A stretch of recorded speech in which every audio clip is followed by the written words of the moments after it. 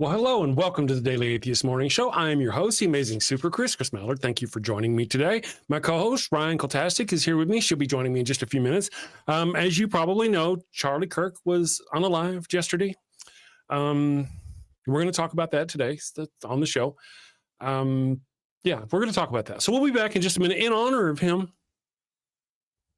Today's world is confusing, and there's too much information for one person to make sense of it all. Which credit card should I pay off first? Is non-fat milk good for me? Who should I vote for? Let's face it, if you can't figure out high-interest milk, then how can you be expected to make political decisions that influence a country of over 325 million people? Well, that's why there's fascism. Fascism is the political, social, and economic system for today's world. The Merriam-Webster Dictionary defines fascism as a political philosophy, movement, or regime that exalts a nation, and often race, above the individual, and that stands for a centralized autocratic government headed by a dictatorial leader, severe economic and social regimentation, and forcible suppression of the opposition. Choose this ideology and life will be easy. Did you ever look at someone who uses really big words and think, I wish those libs would just disappear? Well, under fascism, your dreams can come true. Under fascism, you won't have to worry about the pesky little things like brown people or atheists, or who in your country is entitled to basic human rights and who is not. Hint, hint, the answer is nobody. Yes, friends, this truly is the final solution you've been looking for. And if you're concerned if this form of authoritarianism will be up to your high standards, don't worry. American fascism will be the best fascism in the world because it's been endorsed by Jesus. So go out and destroy freedom and democracy by getting fascism today. Paid for by the Fascio Conservative Party, formerly known as the GOP.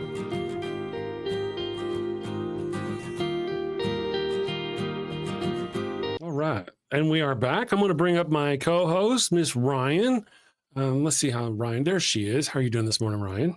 I'm fantastic this morning. How are you? Doing good, doing good. Secular Feelinist, thank you for the $2 super chat. As the channel host, I'm just gonna thank you for that. Okay. I want to start by saying, you'll notice I didn't actually nothing about my title of the show or the post or anything is gloating about his death. I'm not glorifying it. Matter of fact, what I want to do today is I want to stop other people from glorifying this guy, because now everybody's like, oh, thoughts and prayers to his family. He was a dad and his children and all that. This was a very, very hurtful man. We come on this show all the time and we talk about the attacks Christian nationalism is doing on our country. And he is the face of Christian nationalism. He's the beginning, the first turning point. He is Christian nationalism. So as you sit there and you think, oh man, he's a poor guy, think about all the people he's hurt out there, all the rights he's helped convince other people to take away from other people. I just wanted to start with that. So good morning. Good morning. Yeah, here's a good point. John Hudson says the difference between Martin Luther King and Kirk is one condoned violence, the other spouted it. That's a good point. It looks like we're going to have a hot chat today. I understand. I'm sure it's going to be a little heated, a little hot. Yes, take a moment to say hello. John God, I don't recognize your name, says you can't stop others from glorifying because you can't perform thought control. The colors will shine through. Here's the deal. Here's what I want to say. I want to say on the left, we seek peace, equality, right? That's what we're about. The right, the modern day right is so violent and so vile and so ugly and so disgusting, and they've hurt so many people that you've got the people on the left who normally don't wish harm on anybody, wishing harm on people. They are so bad, and they do so many things to destroy the integrity of this nation and to put down people, whether it's women, trans people, gay people, it doesn't matter. They do all that. We cannot forget that this is what they do. I'm very passionate today, Ryan.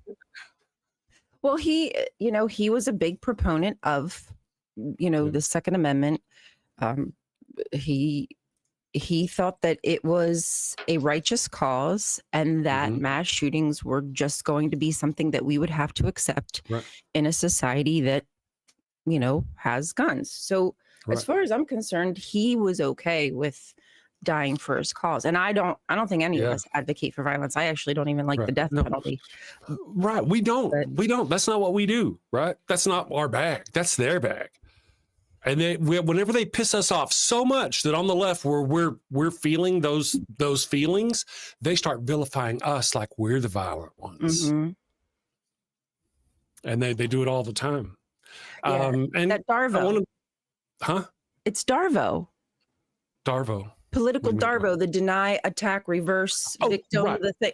Right? Like they basically turn us into the attacker when they are the ones who are constantly and consistently physically attacking us, and through the law as well, every other way possible, way. I do want to mention somebody said, I don't say it's vile for anybody who condones this kind of thing, and I agree. I'm not here to say I condone what happened yesterday. I'm here to say that I guess if there was any way Charlie Kirk would have wanted to go out, that was probably it. Because this is the guy who, whenever you brought to him and you said, hey, what about all these kids being killed in schools with these guns? His response is essentially, listen, there are some deaths that do happen because of guns, but those are acceptable in order to give us the right to have those guns. Mm-hmm. This guy here also, there's people who are, this is the same guy, Charlie Kirk, who, whenever Nancy Pelosi's husband was attacked in her home, this guy called out to his followers to bail out the attacker. So before you start getting onto me, before you get onto me on the left and start policing me, go find out what you're doing. I've got my limits as to what I'm going to do and what I will do. I could probably say more than I want to say. YouTube would let me get a little more hateful than I want to get, but I don't want to be that way. That's not what we are. The fact that any of us said to anybody else, wow, this is going to be a better country, this place is going to be better off because of this. If that happened at all, it's a reflection on how they have been and what they have pushed us to. Not that we on the left were the ones that were killers. So far, almost all of the assassins have been right wing. So it's not like we did it. But we on the left, because of all the harm and all the ugliness they have done, we are not as remorseful as we should be at his passing. Does that make sense without being ugly? Oh yeah, and I'm pretty sure that he barely mentioned anything about the Minnesota shooting. Right. Absolutely. The right winger who went and killed people from our, Democratic Party. I have that up. Well, see, I'm absolutely. I fully believe I'm going to have to defend myself against the right-wing people who come in the chat and go, oh, Charlie this, Charlie that. Fully believe that. Right now, what I'm doing is hedging myself up against the left-wing people who are coming in here and going, oh, we can't. No, I haven't said I celebrate. I didn't encourage anybody to go do the thing. I'm pointing out how horrific this man was, what the harm he is doing to our country, and how we should not be sending thoughts and prayers. That's my point. Okay, that's where we're at. Now, what you just said, that is perfectly good. Guess what? The flags of the United States are going to be at half staff until Sunday for Charlie Kirk. For him? For him, Charlie Kirk. How many days, let me ask the chat, does anybody in the chat know how many days that the flags were at half staff for the state representative from Minnesota, Miss Melissa Hortman? How many days was the flag lowered half staff for Melissa and Mark Hortman, the husband and wife, and their dog, Gilbert?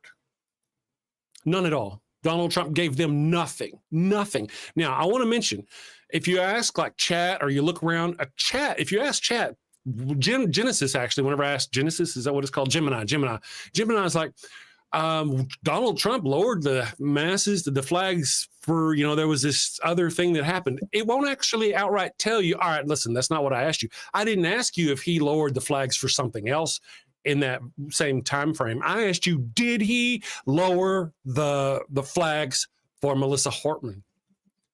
Give me a yes or no. And the answer is no. And this was an absolute political violence. This man killed her husband, her dog, left notes of a list of political attackers, and went and shot another political representative, State Representative John Huffman, and his wife. Don't tell me, I know this one, Yvette. So, yeah. There's that. I looked myself last night just to see if if I could find anything that Charlie Kirk mentioned about the shooting, and I couldn't find anything. So whether he did or did not, to me, it seems as though it was something he avoided because he knew that that violence came from his side. It was his rhetoric that encouraged that kind of. That drove it. Yeah. I was talking about in general. I wasn't actually specific. I too did the same thing. But I looked because I wanted you to kind of know. got it because he's that kind of shitty person, right? I just wanted to know if he had any sympathy or compassion. Well, actually, I've got a few things here that I was building up before I had to go. I'm sorry, I was late getting the show started, my friends. I was doing stuff, but I've got some things I want to point out here today. Come on, where is it? There we go. I want to find a quote for you from Charlie Kirk. But I mean, I've got a lot of them. Charlie Kirk got murked. Of course, there's one, the black one. I can't stand the word empathy. Actually, I think empathy is a made up new age term and it does a lot of damage. Empathy, this man says empathy doesn't, it does a lot of damage. This is the kind of guy we're talking about. Empathy, this is a Charlie Kirk quote. Here's another one. You want another one? Here's another one. This is the guy that if anybody in my chat, now guys, I'm sorry, my chat is going by so fast and I'm so late getting here. I apologize. I'm just going to have to let y'all work it out and I'll try to catch up. If you tag me, I might see it, might not. Sorry, because I'm going. But here's another one. Let me do this one for you, okay? You're going to like this one, Ryan. Oh, I'm sure. Charlie Kirk. Black women like Joy Reid, Ketanji Jackson Brown Jackson, Sheila Jackson Lee, and Michelle Obama used affirmative action because they do not have the brain processing power to otherwise be taken seriously. So they had to steal a white person's slot. Charlie Kirk. And you want me to have sympathy for him? What's that? Oh, and I'm supposed to have sympathy for him? Yeah. Steve C says he's dead. Leave him alone. No, Steve. I'm not going to leave him alone. His harm is going to echo. He's going to be a martyr now for these people on the right wing. Charlie Kirk's words are going to go on for years and years and years. You probably go over there and tell Charlie Kirk's people to shut up. His harm, like Steve C., the words that he said has harmed like me and my family, and I'm just supposed to leave him alone and be like, oh, well, he's dead, so I can't touch him. No, I think that we should discuss his rhetoric. Yeah. Brent A, I love that. Oh, Brent A asks Charlie who. I wish that were the case, Charlie. I know, Brent, you're like, don't do this, Chris. I might be being a little more gruff and ugly than you like. Brent, you might just have to cover your ears today. I'm just sorry. I'm not going to go there because I can't go there. But he said that multiculturalism was a danger to our society. And the fact that he was spreading that kind of ideology about people of color, about Black women is really atrocious, especially since he's supposed to be an educated man who understands, you'd think he's smart enough to understand what this country has done. But Steve says you can ignore words, but not bullets. How many bullets have been fired because of this man's rhetoric? This is one of the architects of the whole Christian nationalism thing. I mean, yeah. It sounds sweet in theory, right? I feel like I'm a kind of a pacifist. Yes. I would do anything to avoid conflict or stuff. Yeah, I truly would. But to say that you can just ignore his words and his violent incitement against, vulnerable populations, right, is ignorant. Yeah. How much punching in the face do you take before you punch back? Then when you punch back, all of a sudden, oh my God, it's bad. You're a bad person for punching back. It's like telling you, Christians come in here like, why are you so angry at Christians? You should just be nice. And you're telling me to take it. They're oppressing me. And you're just saying, be nice, take it. It's kind of the same thing. Look at the trees. Thank you for that. Look at the trees says this. And I feel the same way. I'm sick of the hand wringing from the left. Get after it, Chris. I am too. I am sick of the left wing just pussyfooting around about everything. It's just, we need real progressives up there.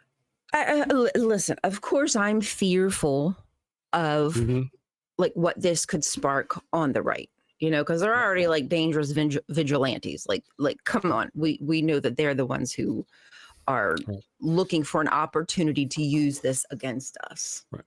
You know, Steve C says, turn the other cheek is like you're going through life and someone does you a wrong and you're supposed to kind of go away. This man was not, this is like a freaking Nazi. Did you notice that the thumbnail I created for him has him? Do you know whose uniform that is? That's Joseph Goebbels' uniform. I'm talking to Steve C. That's Joseph Goebbels' uniform. He was the propaganda minister for the Nazis. If you look at the thumbnail that I created for today's show. Really? Let me show you this. Yeah, let me show you this.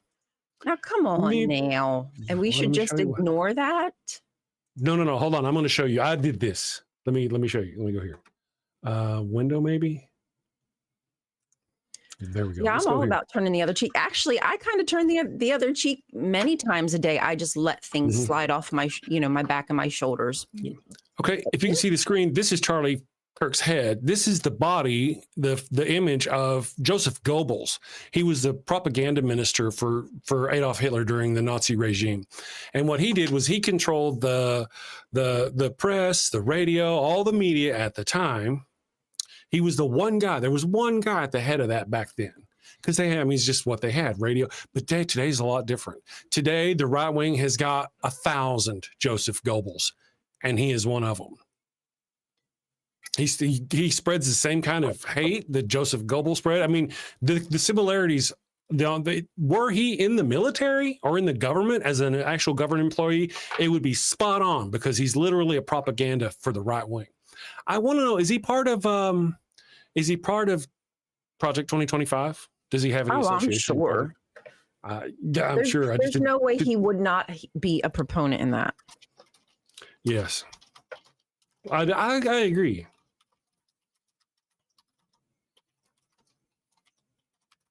Me burrito. That's where the song came from. Okay, it's almost starting to go. Instead of giving me a fucking yes or no answer, it says no.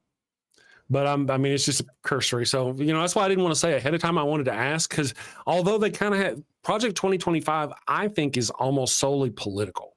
Charlie Kirk was Christian nationalist. He probably almost certainly agreed with a lot of things they said, but he was his own thing doing. Steve C says, I'm a centrist atheist. Killing for words is wrong. Do you think Adolf Hitler should have been killed? He never personally killed anybody. Do you think Joseph Mengele should have been killed? Do you think any of the people who did what they did and who were executed at the Nuremberg trial should have been executed?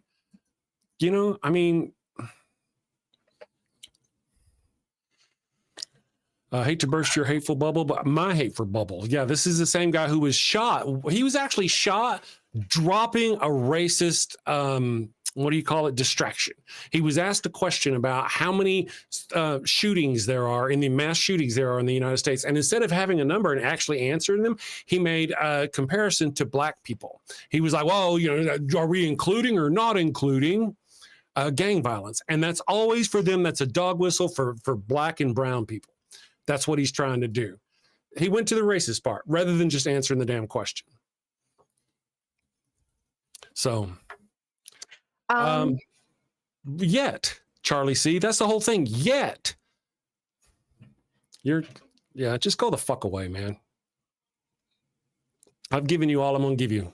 I got no time. See, that's what I said whenever I was talking to Ryan. I said earlier, I was not arguing against the right-wing people. I'm here to hedge my side against the left. So, from people like this, go take the abuse, don't restrict. It's bad. No, take the violence. Say harsh words to them in your defense. Let them kick your face in and say, no, stop. Go away with that shit. What'd you say, girl? I'm sorry. That's okay. I was just going to tell you that I found on this website, Global Project Against Hate and Extremism, and I will copy that and put that in there if anybody would like to read. But it does say that Project 25, poster boy Charlie Kirk's radical roadmap for America, Christian nationalist Charlie Kirk, a fervent Project 2025 supporter who heads up Turning Point USA, recently indulged in a thought experiment about presidential power. And then it just goes on. So yeah. And he also mentioned the Seven Mountain Mandate. He's mentioned the Heritage Foundation. So he's absolutely a supporter of taking away our rights, enslaving people of color again, lynch mobs. Violent. Basically, he's just a violent person. Yeah, he preached violent rhetoric. Deviant Outcast, thank you for the 129 sex. That's lots of sex. Says, I love sex. Death doesn't make you immune to criticism. It only means you no longer have the power to change how people will remember you. That's a good one right there. Yeah. And that's the feds are watching. Let them watch. I mean, that's the whole deal.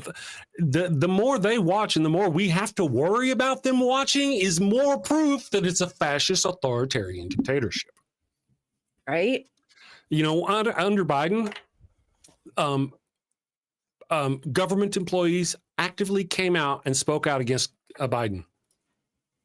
They were not fired. They were not attacked. They were not removed from jobs that they had had for years. But Donald Trump, how many people has he fired just for being politically against him? All throughout the government. This is absolutely a fascist dictatorship. Yes, shaking fist. I will not be quiet in fear of fascists. That's right. That's right. I'm not going to let somebody abuse me and tell me to be quiet. Right. No. If you're a woman out there, no, don't take this. If you're a gay man out there, if you're anything but a cis white male, you probably should not be taking this shit. I didn't yell. I haven't yelled at anybody yet, but well, Steve C. I've been a little rough on Steve C. Steve, I'm not normal. And that's kind of what I'm pissed off about. I'm pissed off about how these people are so hurtful to our society that people like me who do not normally be hateful like this, they make me hateful. You know? It's frustrating. We're being psychologically abused on a daily basis. Are you okay? Who said something? What the fuck? Left-handed Jedi. Oh, fuck. Left-handed Jedi said a pastor claimed God let Kirk pass so he could take him to heaven. So God ended Kirk. God, they say the stupidest shit. Okay, so God. That's not funny. No. It's God's will, Chris. You know, hey, God. Who are we to go up against God? And that's the whole thing. Should this person, if he's caught, be prosecuted? Because it was the will of God, obviously. If it wasn't, it wouldn't happen. True. That's too complicated. That's a lot of thought. You fight words with words, not bullets. Yes, that's right, Steve. Yep, that's right. Until they start using bullets, and then by the time they do that, you're just too far behind. They are actively killing Americans. I'm not sure exactly what Steve C. wants. I don't know who he's defending. Whenever you talk about just Elon Musk, go look at the projections of how many people Elon Musk's efforts in just US aid alone is going to kill between now and 2030. Go look and tell me, was he violent? Did he use money as violence against other people? Right. I mean, you don't have to use violence, physical violence, to hurt people. Auto pen, bitch. Yeah.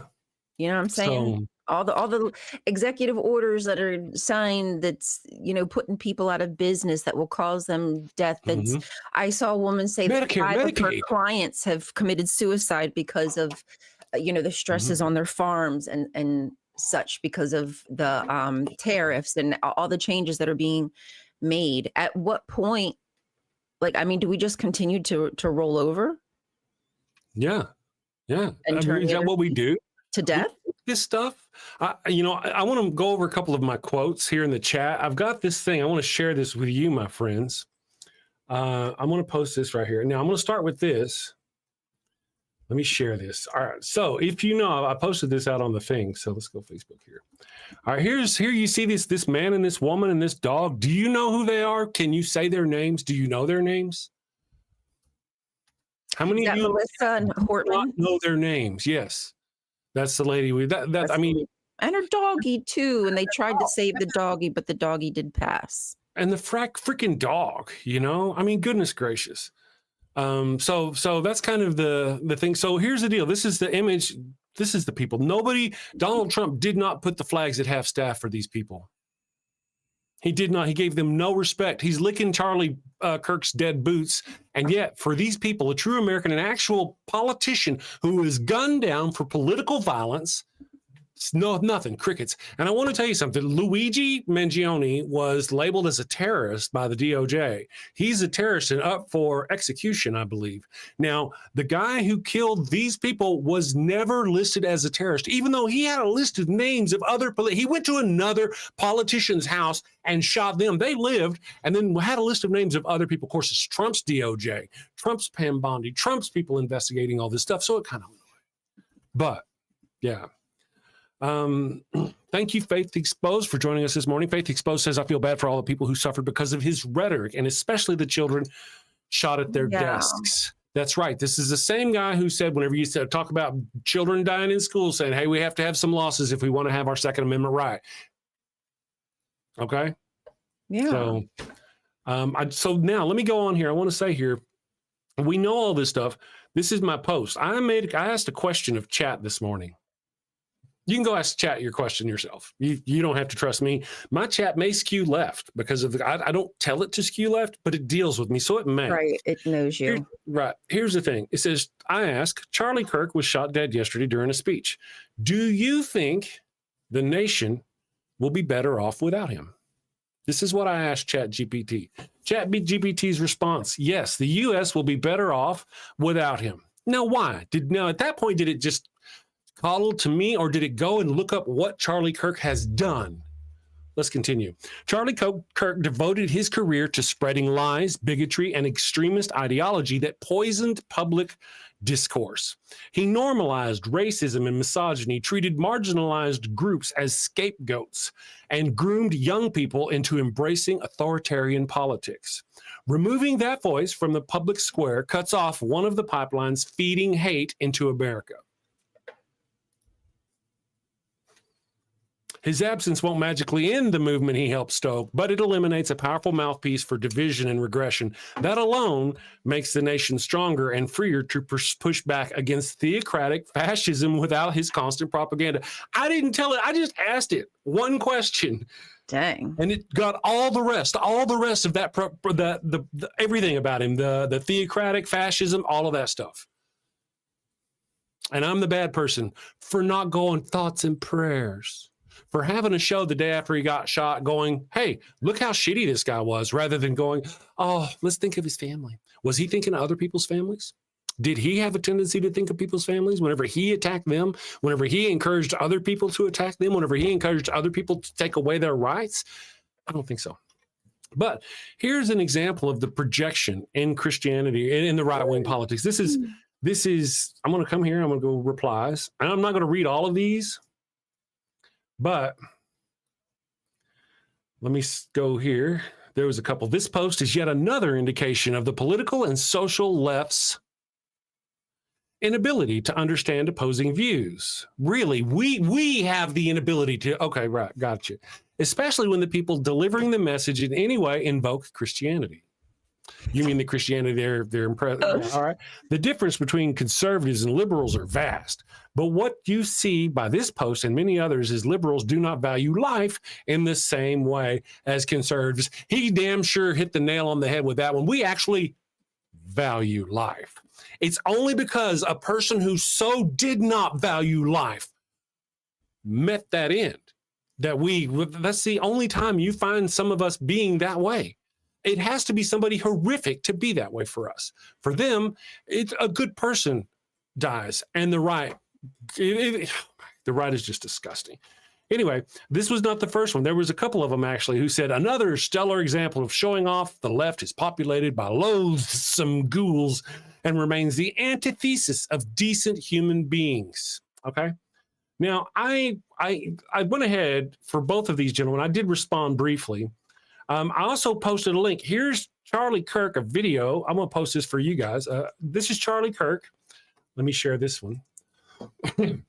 Encouraging his audience to post bail for Paul Pelosi's attacker. You don't have to believe me. Go out there and find a video of it himself.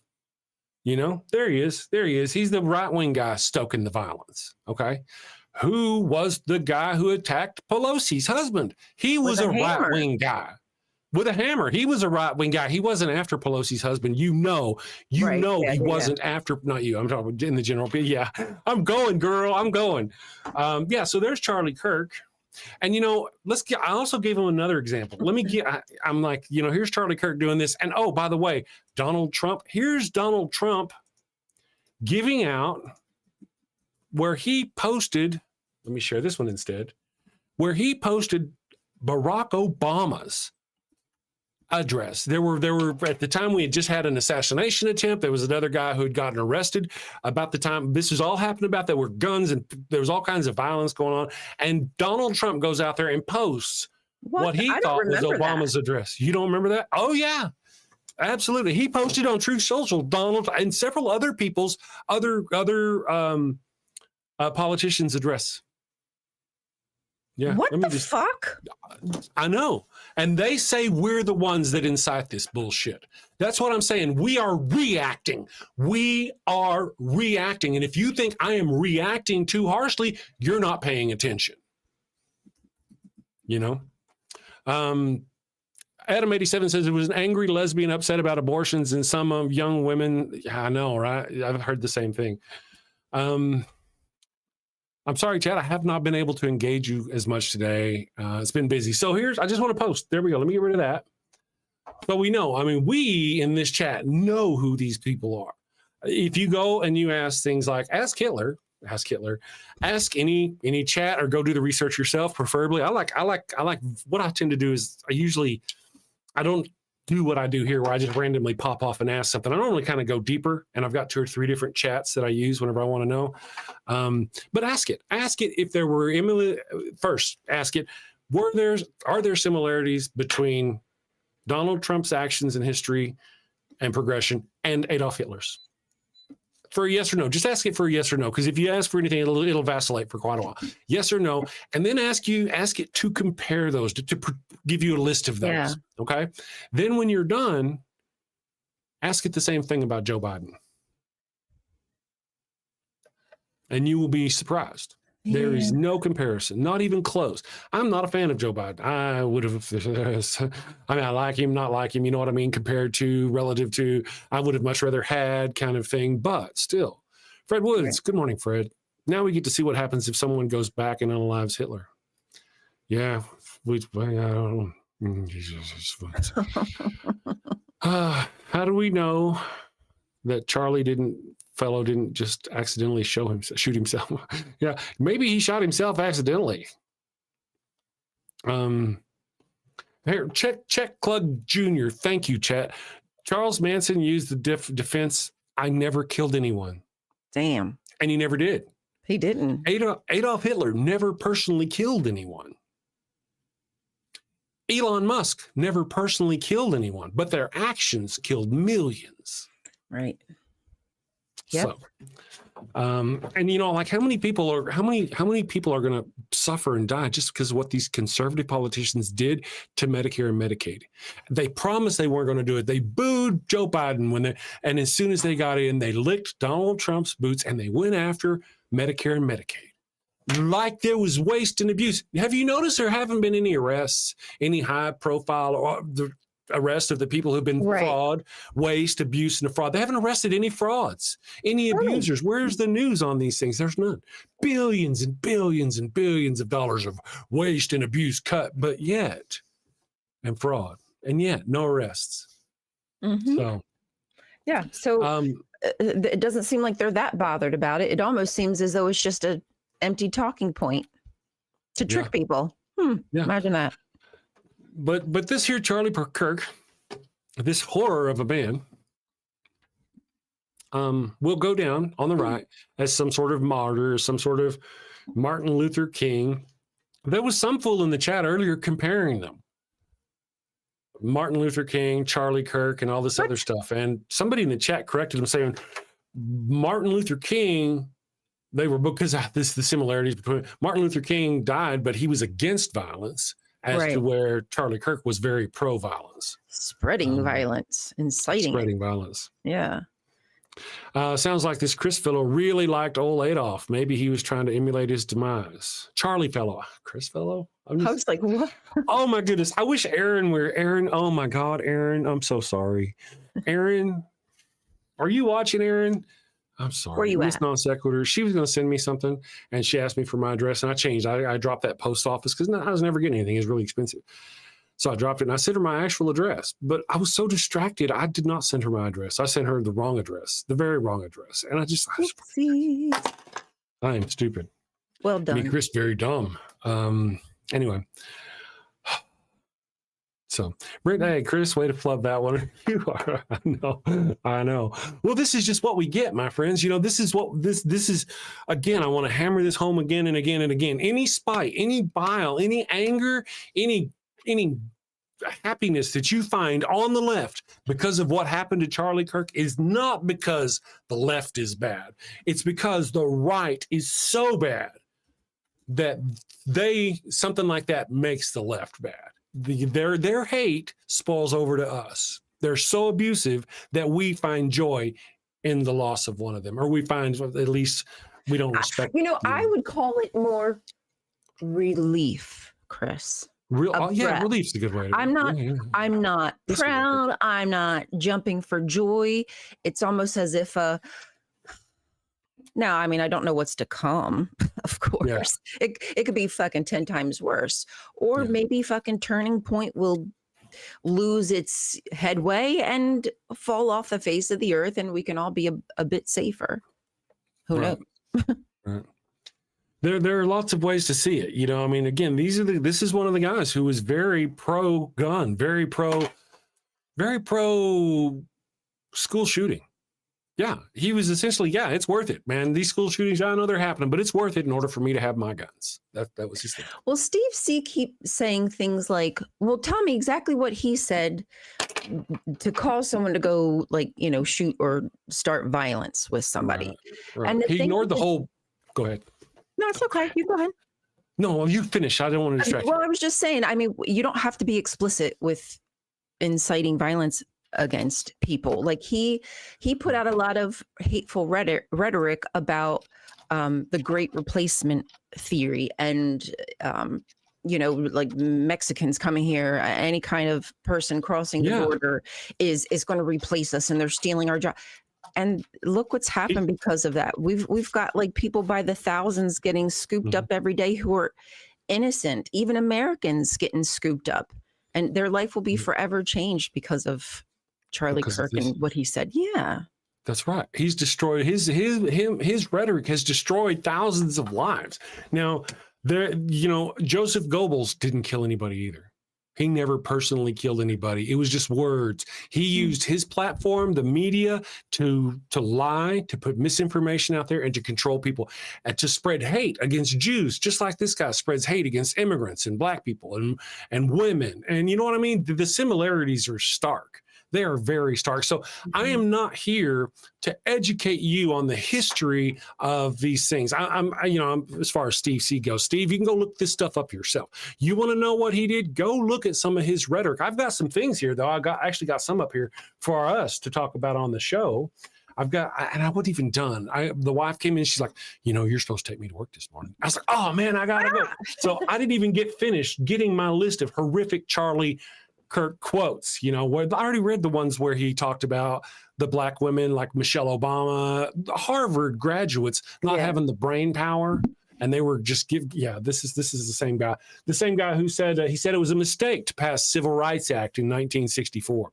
He said he called Martin Luther King Jr. awful and said he was not a good person. I don't know if that has anything to do. He said gay pride is a sin.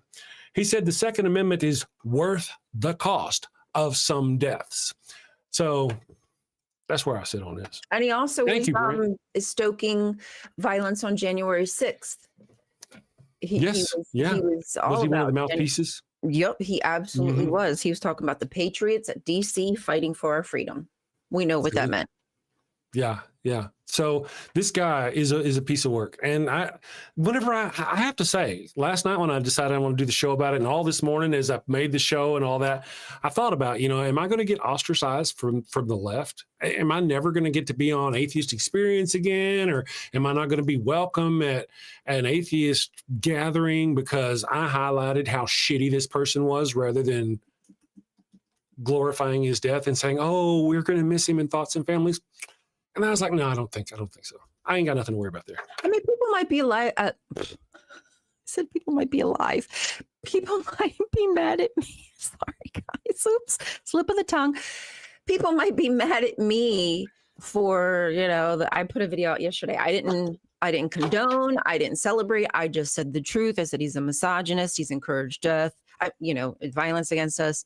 So people might be mad at me for my position. I'm trying to give people the space to feel how they feel. Right. I can't change what happened. It happened. It don't matter what I say. I could get on YouTube and cry my heart out and say, listen, I'm an atheist and I'm going to pray for him because I just feel so terrible what happened. And they would not give a fuck. The right will not care. They don't care. They will still continue to hate me and say that I wanted this and it's all my fault. So I'm just not sure why I should put my feelings in a box. Right. So they can feel better. Right. Here's another one. Oh, it's a got me. I disapprove of what you say, but I will defend to death your right to say it. Was that Hitchens, maybe? I don't know who said it, but now somebody on our side said that, so I'm supposed to limit myself to that? Is that right? So because someone on our side said, I disapprove of what you say, that means that I should go against the whole rule against not shouting fire in a theater? That means I shouldn't go, there are people who we got so much hate speech and so much misinformation going on here. It's ridiculous. And to think that I should bow down, whoever said that probably wasn't in the same situation we're in right now. Who did say it? Let's find out. I don't know. They'll say it shortly. I just don't really feel like whoever they were, at some point, do you think during the American Revolution, the American patriots, the founders of this country, at some point, do you think they had a conversation and said, you know what? Talk is not working anymore. Now, right. do we vilify those people or do we have them on our dollar bill? Right? They weren't going to take the shit anymore. They started with the Tea Party, right? Boston Tea Party. Remember the Tea Party? The Tea Party, they had no idea what the fuck they were talking about. That's how ignorant they were. They just saw the mob and they were like, I'm going over there. Yeah. Listen, they thought it was patriotic. See, the Tea Party is patriotic, is what they thought it was. Go ahead. What I was going to say is what I find unfortunate, and the one thing that I am absolutely sad about is that students had to witness that. That to me is the biggest tragedy of this all, is young kids, people, whoever was there, and they watched it. They weren't prepared for that kind of violence, and they had to. That is what I'm not a fan of, and I feel really bad that they had to see it. I mean, I watched the video. I don't know if y'all watched the video. Yeah, yes. I saw it. I actually saw it like 20 times. It just kept playing. But it did, yeah, that's how it works. Yeah, that would be disturbing. If you like somebody, if you care about somebody, and even if you don't, it's probably weird to watch their life just literally bleed out of them. Here's the thing, and I don't want to go there, but let me go there for just a minute. Whenever we have a school shooting, we see these conservatives show up at their office or at the House or the Senate or wherever, and they've got their little guns on their thing. But you know what they never show? You never see the bodies. You never see the blood spread out all over the floor, the little A, B, C's right there. A is for apple, B is for dog, and then blood all over. They don't show you that. They don't. If we saw more of that, I don't want to see that. But I think our country maybe needs to see that, because it happened yesterday. There was a school shooting. 3 kids were shot at a school. Where's Donald Trump speaking for them? Why is Charlie Kirk not half matched for them? Yeah. So, so his wife and kids weren't too happy about it either. Yeah. I don't know. You might want to. I don't know. I would back up on that. Was he a good husband? Do you know? I mean, in my opinion, I wouldn't presume anything good about him. No, I mean, in my opinion, I'm just going to tell you, he's an abusive father. He's an abusive husband. Anybody who teaches their children that they're going to go to hell if they don't do A, B, C, D, and if they don't suck the dick of their God is an abuser, and if they think that their wife shouldn't have the rights to take care of herself or leave her husband or vote or have independence, then he's abusive. Absolutely. I mean, again, and that doesn't mean he should die. My ex is abusive. I'm not saying he should die. I'm just saying that bad things happen. We're just saying, all we're saying is based on that kind of person. I'm saying, she said, I'm going to go on. I'm not going to speak for her. I'm going to go on. Is it whenever you have people like that, they tend to be that way, more likely abusive and all this other nature. Of course, you know how it is. Us left wings Donald Trump is the guy who went out and said that beating your wife should not be considered a crime. And this is just last fucking week. So you want to get this rhetoric about how the left are the violent ones? You know, I don't really know if we got people defending shit in the chat. I don't know how things are going. I'll have to, you know, but as far as the whole children thing goes, I mean, we have so much that these people will apparently anything. They will sacrifice anything, even our children, whether it be in blood or in bed to a predator. It doesn't matter. These right-wing people they are vile. That's all. I mean, if you're not standing up against Donald Trump and the Epstein situation, if you're not against school shootings enough to where you feel kids are more important than guns, then I think you're vile. And if I'm a bad person for saying that, then I'm a bad person. You probably shouldn't be watching me. You are a bad person. Watch cartoons or something. You know, I was like, man, maybe I should tell Ryan, hey, Ryan, you know, if you don't want to come in today, because I'm going to go off and it ain't going to be here, you know, you should have seen me the day after Roe fell. Oh, I went off the day after Roe fell. I went off. And that was the first time Greg James from the ACA decided to pop in and watch my show. And I was going off, and I was going to all you Christians who woke up this morning going, praise Jesus at the notion that there are women out there bawling because you took away their rights. Fuck you. And I just went off. It was a long morning for me. Yeah. It probably delayed them letting me on the channel, but it was a passionate day. You know, I wasn't the only one passionate about it. I mean, you know, what do you expect from us, man? You want us to be perfect? Yeah. You want us to be like your Jesus, who wasn't even perfect, struggle. Who was flawed? Don't struggle. I mean, give me a break. Yeah, they don't want you to don't struggle. Don't struggle. They want you to take rape without struggling. They want you to take your children being abused without struggling. Whenever the gun things happen and we start going, we need to address this gun issue. What's the first thing they say? Now is not the time. Things are too sensitive right now. We just had a school shooting. Right? They do that every freaking time. What is the line that just chemical squirrel? There is not one. What is the line that it's going to take for Americans to actually stand up? That's a fantastic question. That is a wonderful question. Where are we in the fall? There was, if you look at the similarities between Donald Trump and Adolf Hitler, there is a series where they actually consolidate power, where they come in, they vilify all of a group, Jews or immigrants, then they fire all the judges that they don't like. They purge the government, and that's where we're at. You can go look. That's literally where we're at. Go ahead. I just wanted to, Simply Secular Dave said something, and I just wanted to broach that. He says, as much as I think it's important for people to witness the damage that gun like this can do accurately at 200 yards so that they understand the importance of gun control, ... He's probably going to follow up, maybe. What I would say, too, is that, you know, the right is insisting that this is someone on the left, and they're just doing it willy-nilly. They do that every time. But what I would say is the fact that this person was able to shoot accurately at 200 yards, and I don't know if it was a sniper, but that's what people are saying. That to me sounds like somebody who was trained by us.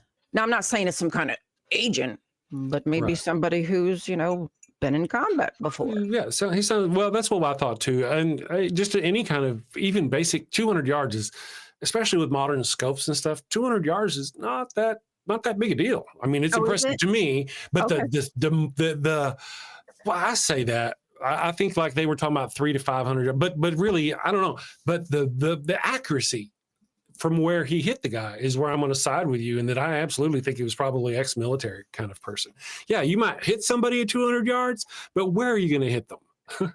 You know, this guy did it. You know, I don't know, but I got to say, I was never in the military. I only know this because I saw a thing on TV yesterday where a military guy came out and said he's a Marine. He's like, in our basics, it's 300 to 500 is the minimum yards for shooting. Anybody could have a basic gun training and a good scope could have gotten this guy down the road. I don't know though. Well, it isn't someone who just went out and bought a gun, is what I don't think it is. That's true. That's true. Some of them said, based on the bullet type, it may have been like a hunting rifle. Maybe it was. And, they sure have pissed off a lot of, what do you call redneck people like me? What do you call us? Rubes? Like farmers and workers. They've really pissed off a lot of the people who would have those kinds of guns. I'm just saying. That's kind of what I'm saying. Ryan, good morning. U.S. Marine Corps shoots at 100, 300, and 500 yards, according to Ryan. So, but again, I only say that because I heard it. Somebody else said it's not. I think for me that would have been a challenging shot. The stress, the nerves, the excitement. I mean, the nerves alone. Yeah. I mean, I wonder how long they. Was this plotted out? Was it I don't know. I mean, I would like to know. I do want to know. I do want to get to the bottom of this. I want to know what their agenda was. That's right. What their motivation was. Very true. And one of the most important things we can't forget about this whole Charlie Kirk thing is that release the Epstein files. Don't forget the Epstein files. Don't forget the Epstein files. This is just another distraction. Don't forget the Epstein files. Yeah. Epstein files. Did you see the birthday book? Did you happen to look through it at all? No, I just saw the one page with the girl with the draw. No, I didn't see the pictures. No. Yeah, there's some very creepy pictures in there that really.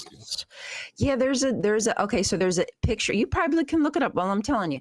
But there's a cartoon, like crayon drawn image of Jeffrey Epstein handing 3 girls balloons, and it says it gives a year, and then 20 years later it shows those girls on their hands and knees doing something to his genital area, rubbing his feet, and then at his head, giving a massage. Yeah, it was almost like a time warp. Here's the girls now versus how they were at this time when he was handing them the balloons. That's.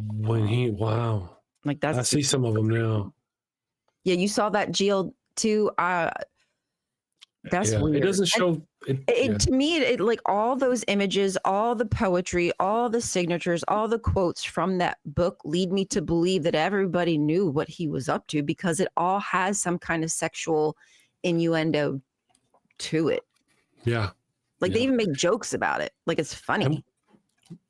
And we're talking about, big people who were in this list. I can't think of the name. Give me just a second.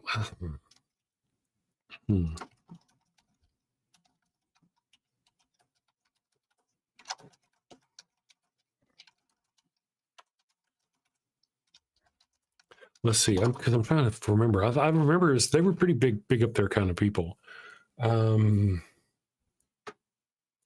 Ehud Barak, Prime Minister of Israel from 1999 to 2001.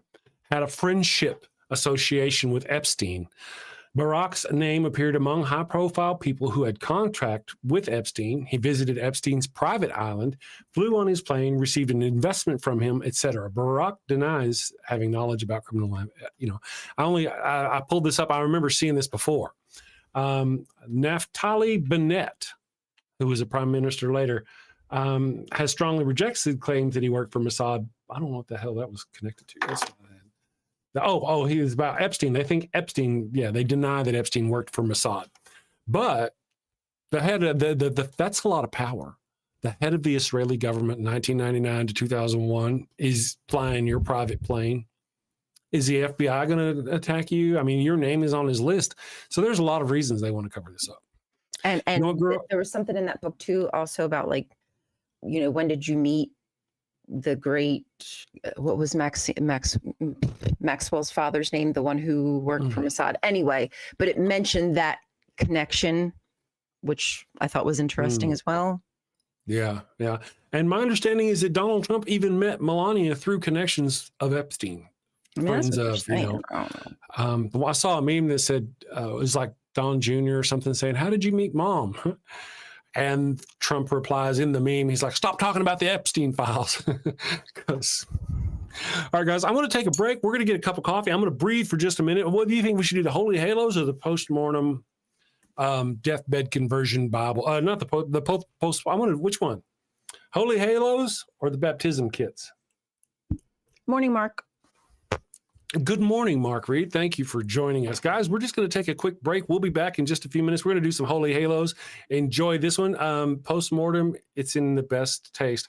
We'll do the postmortem one later. Oh, shit. I didn't even think about that. Should I just mail a kit to the Mormons? Let them do their thing? He was in Utah, after all. If you know, you know, my friends. If you know, you know. Oh my God. We'll be back in a few minutes. We're going to need some coffee. Oh, fuck. Next up in the bark bank, a clergyman with a holy hustle and maybe a few unholy loopholes. Hi, Barks. Blessings and belly rubs to you all. I'm Father Flanagan, and today I'm here seeking $50,000 for 3% of my soul-saving startup, Holy Halos, the world's first, soon-to-be, church-approved condoms.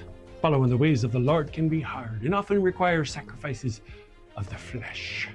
Well, fear not, my wayward child. Introducing Father Flanagan's line of Holy Halo condoms. Hold on, Father. The church very much doesn't like condoms. How do you expect to sell these? Well, you're right, but these aren't just any condoms. No, my furry financiers, these are permeable. But every single halo has been dipped in holy water, a divine divider between you and sin. You can finally frolic freely and still keep that sweet spot in heaven. Permeable, but dipped in holy water to keep the sin out, but let the babies in. Let you get your stick wet without getting your stick stuck. If you know what I mean. Oh my! Very embarrassing every time. So basically they don't work as condoms, but they let you get away with having sex without going to hell? Exactly. The church gets to keep making babies, but you don't have to keep going to confession. Think of it. No more guilt. No more awkward "I'm saving myself for marriage" speeches. With Holy Halos, you can take those pray hands and turn them into lay hands. Didn't I read that holy water is full of bacteria like E. coli? Won't this be harmful to women's health? The words are English, but I don't understand the question. How are you addressing the issue holy water presents for women's health? Again, I'm not understanding. She does that. Well, we don't get it either. Is that mesh from a window screen? Ah, that's a keen eye you have there, young lass. Yes. Another fine selling point, rough on the outside to increase her shame, as it should be, but soft and smooth on the inside, internally lubed and ribbed for his pleasure. We even have custom scents. Scents? Now you have my attention. What flavors we talking? Don't pitch me that vanilla missionary nonsense, Padre. Well, we do have virgin vanilla, but we also have miracle mint and cooing camel, and my personal favorite, sweat of the Savior. And the Vatican, they've blessed this endeavor? Well, not exactly. I'm still waiting on the papal decree one way or the other. I love it, but you're asking 50 grand for only 3%. That's rough, Father, real rough. Not running with the big dogs on this one. I'm gonna stay on the porch. Me too. Good luck, Father. 15%. Ouch, 15%, that's highway robbery even for the church. Come on, Father. We're dogs. We know a bone when we see one. 10%, and we'll even bless your branding. Look, meet me in the middle. 7%, and I'll baptize all your puppies. 7% works for me. Father Flanagan, it looks like Wait a second. Our producers say we have a special call-in bidder. Let's get him up on the screen. Folks, we have the guardian of the sacred fire hydrant himself. Oh no. Defender of the holy tennis ball and eater of the golden kibble, Pup Oliver Poops a Lot the Fifth.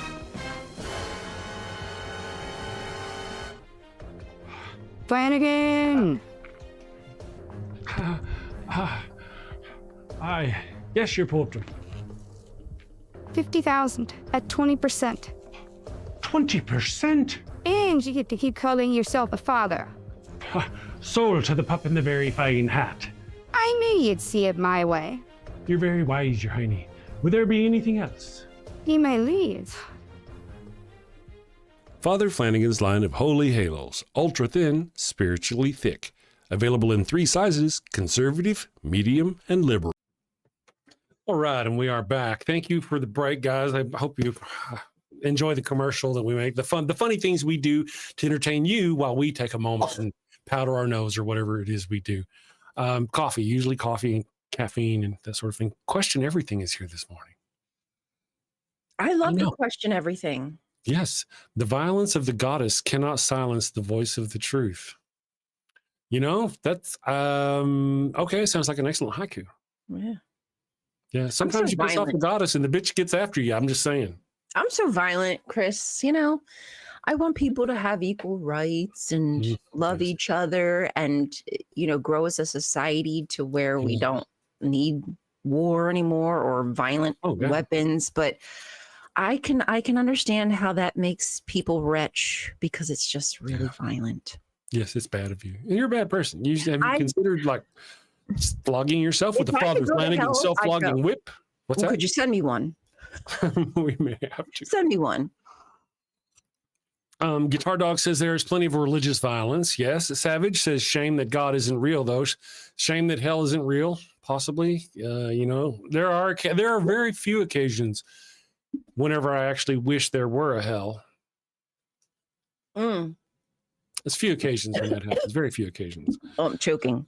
And I, you know me, you know how I feel about hell. It's just a place where God sends humans so he can have a bunch of human-scented flesh candles.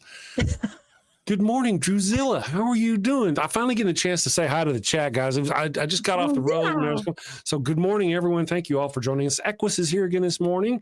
The left who want to take away everyone's guns. I feel it less likely that the shooter was on the left. It's possible.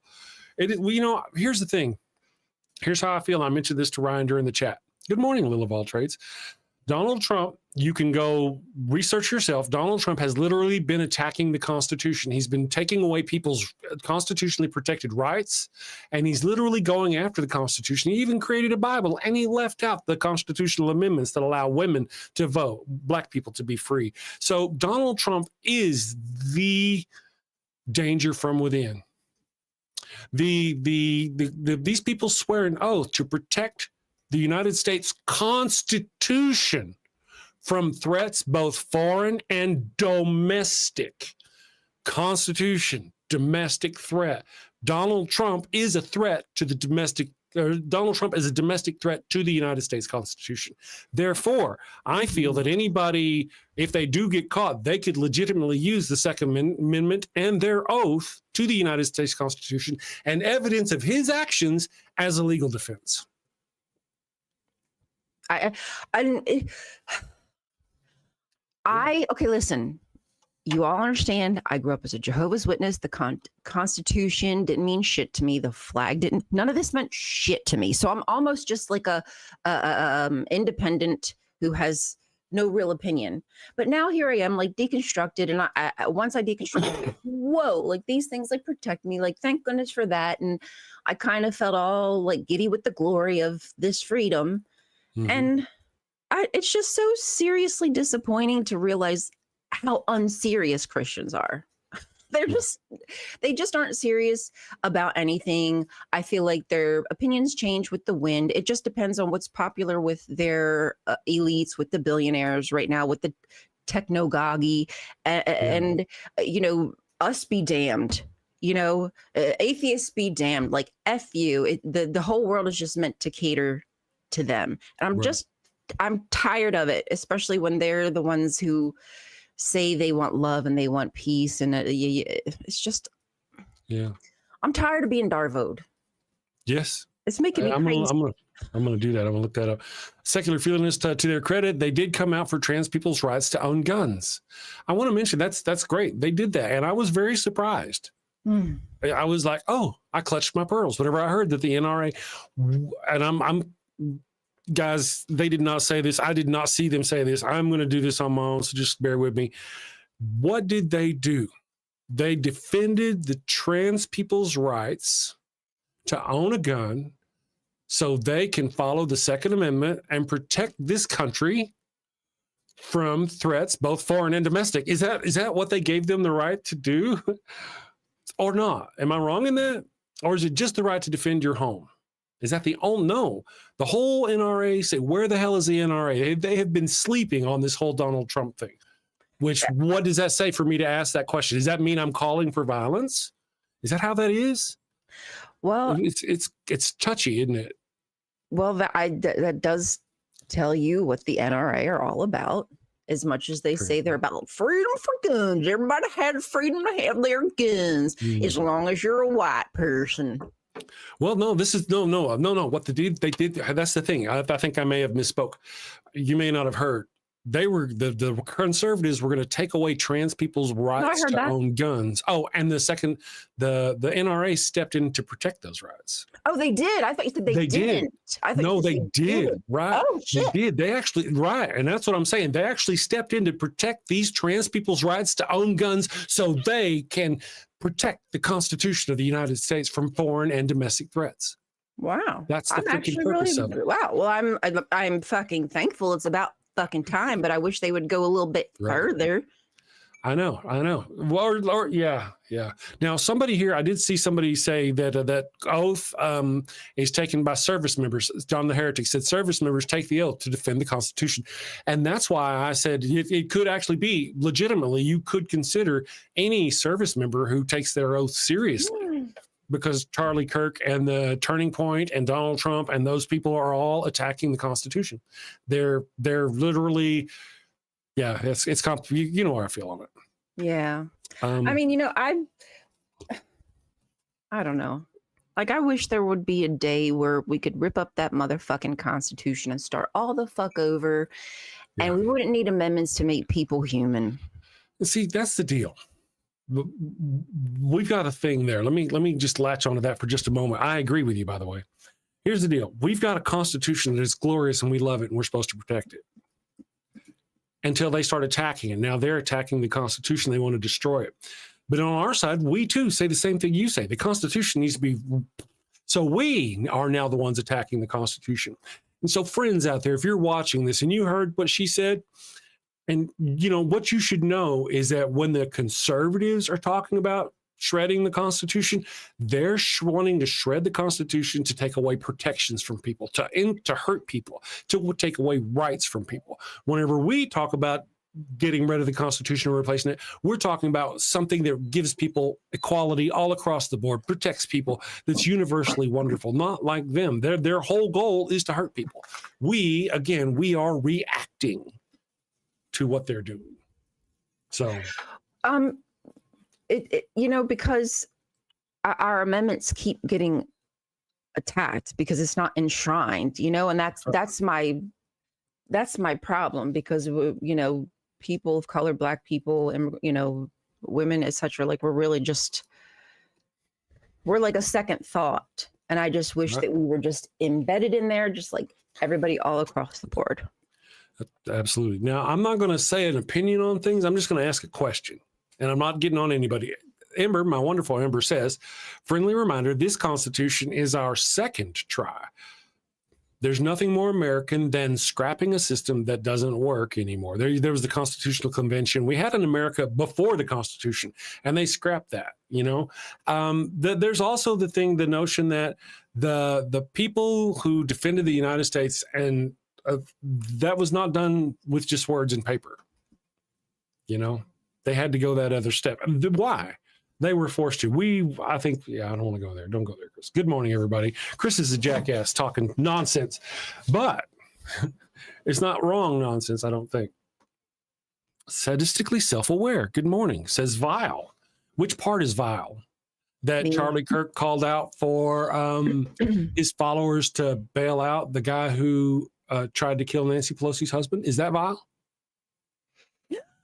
Just curious. What did you think was vile? Did you think it was vile whenever those political assassinations were going on and just after Donald Trump had been shot and there was another thing? Did you think it was cool and vile, or did you think it was vile of Donald Trump to publish what he thought was Barack Obama's address? Where do you fall on that? I'm just curious. I Who like knows? the They name, may- though. Sadistically self-aware. I do enjoy that name, I have to say. That's not a bad name. It is a good name. Just I'm rolls jealous. off the tongue.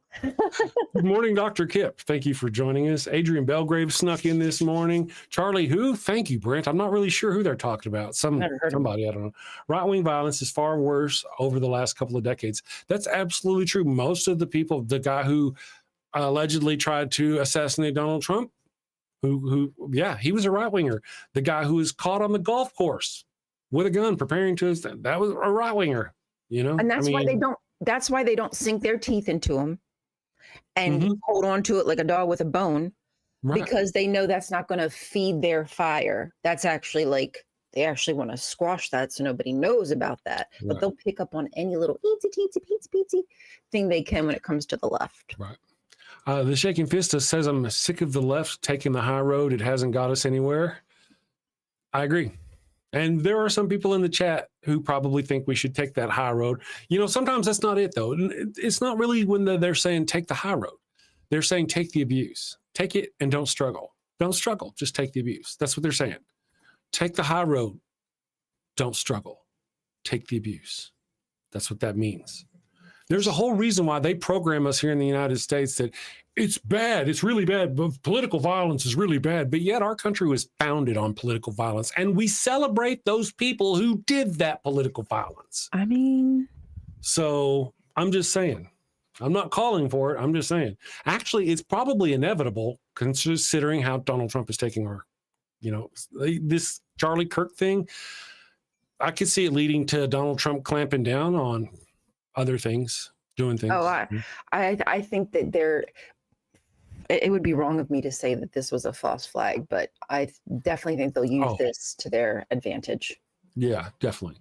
Good morning, Kelly. How are you doing? Thank you for joining us. Savage is here. Savage is here. Savage says, when they wrote the Constitution, they plainly said that it should be amended and revised periodically as we progress as a nation.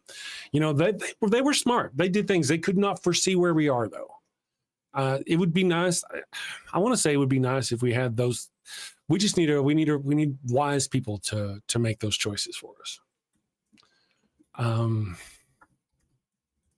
Unfortunately, those people are not in charge right now. Dr. Kip, good morning. We're gonna have Dr. Kip on the show next week. I didn't. I got with him on Discord. I was like, hey man, can you be on the show sometime next week? He's like, yes, I can be on the show sometime next week. Other than that, we haven't gotten anywhere. So I don't know what day he's going to be on. If he wants to be on Friday, I don't want him on Friday. And here's why. Friday is going to be Sci-Fi Friday. And I'd love to have him on Sci-Fi and talk sci-fi with him if he's into that. But that's not what I want him on the show for. Yeah. And when I get him on the show, I want to explore things like, you know, the word helper. Somebody latched on the word helper and said it didn't mean helper. It means something else. So the Bible wasn't actually putting down. So I went and did my own research on the oldest text that we could find concerning these things, that verb. And it always came back as helper. Never came back as anything more glorious like defender, partner, equal, none of that business. It was always helper. So now this is just me and my research. I'd love to know how you did the research. I did the same thing I always do. I go to the AIs and ask them these things. Go to the AI and ask it what the word was. What's the oldest reference to those things? And it gives you the oldest reference, and it'll give you the book and where, like in the 2nd century, this person said this, or this is quoted as this. And of course, just like anything with a chat, you got to question it. I see. I usually go to like Hebrew translations, and then I find the word myself, and then I'll go into the word. I'll see how the word is used throughout the Bible and other scriptures to see if it backs up that claim, which I can seem to find it does back up that claim. But I would love it. That's the kind of stuff I would love to talk about. See, that's what because I don't even know where to go to look to find the right information. That's why I'm so keen and eager to get him on the show. And one of the things is I'm gonna redo the Evil God Monster of Abraham series. Part of it. I'm gonna redo the first one, then I'm gonna pick it up and go on.